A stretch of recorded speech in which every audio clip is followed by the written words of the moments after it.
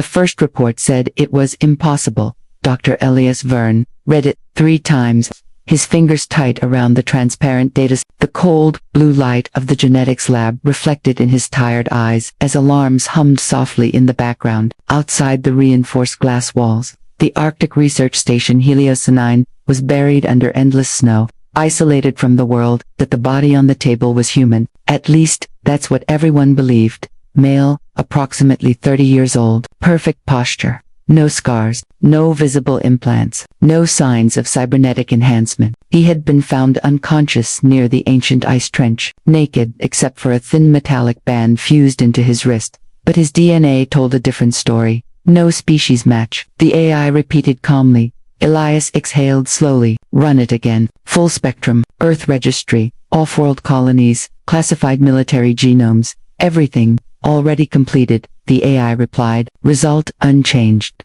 That was when the room fell silent. That every living organism ever recorded by humanity had a genetic signature, somewhere in the databases. Even alien species discovered in the last century had identifiable patterns, variations, yes, mutations, yes, but this DNA was structured differently. Elias zoomed in on the helix model hovering above the table. It twisted in strange layered spirals, far denser than human DNA.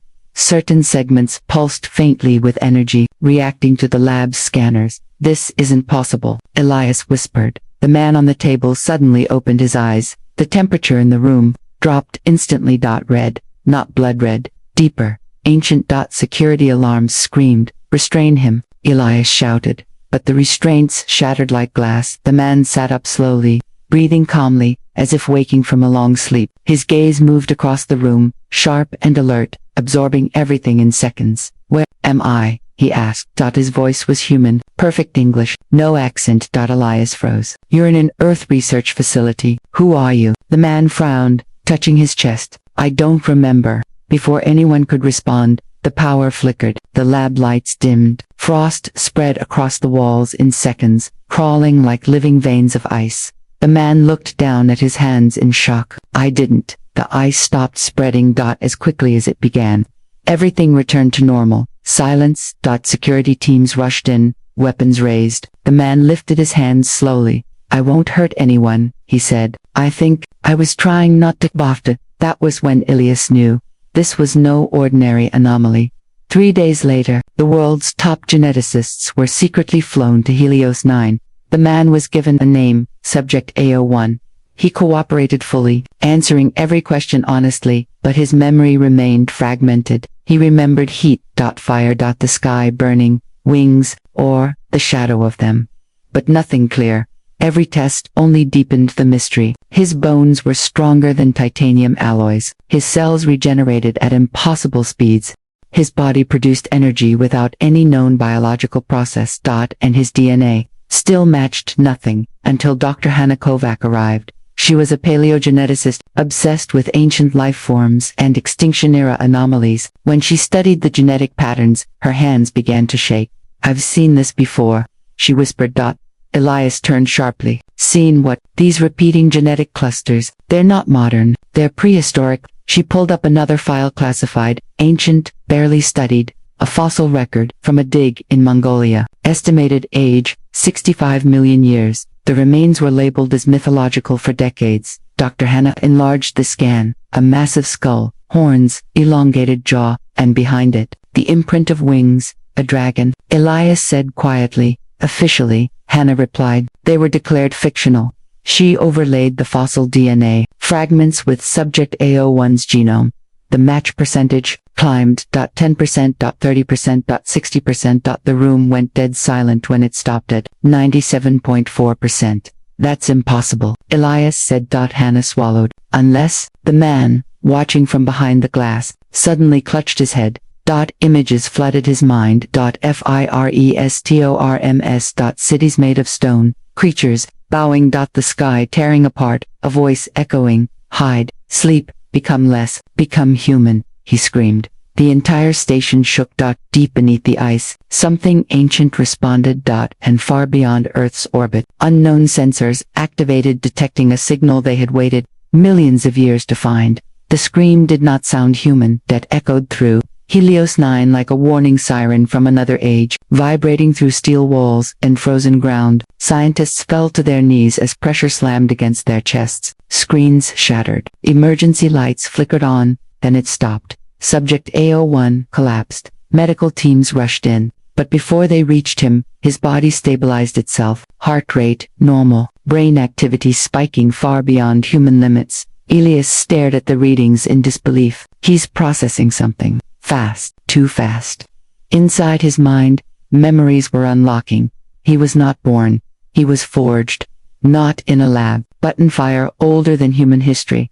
He remembered the Sky War, a time when the universe was young and civilizations burned across the stars. His kind were not animals. They were not beasts. They were wardens, dragons, engineered by an ancient civilization to protect star systems. Living weapons, yes, but also guardians. Their bodies could adapt to any environment. Their minds could learn any language. Their fire was not just flame, but controlled energy. And humans were never supposed to find them. The man opened his eyes again, calmer now.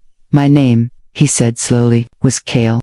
Dr. Hannah felt sick. If this is true, she said, then dragons weren't myths. They were bioengineered superspecies. And humans? Elias asked. Kale looked at him. You were an experiment. The room froze. Kale continued, his voice heavy. My creators feared extinction. They seeded many worlds with adaptable life. On Earth, they made something fragile but dangerous. Elias clenched his fists. Dangerous how? Kale met his eyes. You evolve faster than any species we ever observed. You adapt without permission. You don't need guidance. Silence. Before anyone could respond, alarms screamed again, this time different. Orbital defense. Detected incoming objects. Meteors. Ships. Unknown configuration. Ancient energy signatures. Kale stood up slowly. They found me, he said. Who? Elias asked. Kale's eyes glowed faintly red. The ones who killed my kind. The first ship entered Earth's atmosphere like a falling star. Cities across the globe watched the sky burn. Governments panicked. Militaries mobilized. The ships were not attacking. They were scanning. A voice echoed across every communication channel on Earth, translated instantly into every language. Return the warden, or be erased.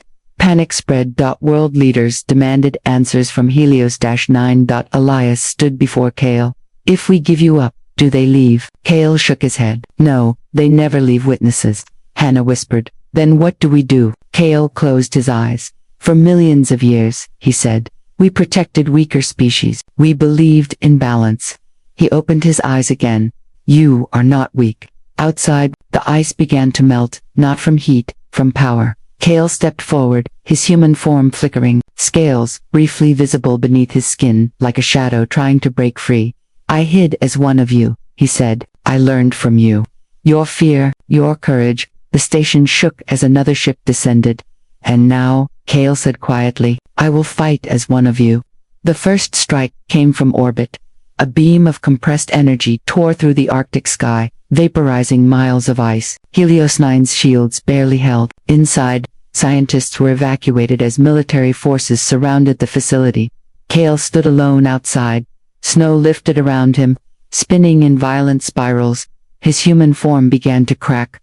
Bones shifted, skin hardened. Fire ran through his veins, like liquid sunlight, with a deafening roar. Wings of energy unfolded from his back, fast, radiant, not flesh but controlled plasma, shaped by ancient biology. The dragon had awakened. Orbiting ships opened fire. Kale rose into the sky, faster than sound, weaving between blasts. Each movement was precise, calculated, not rage-control. He reached the first ship and touched its hull.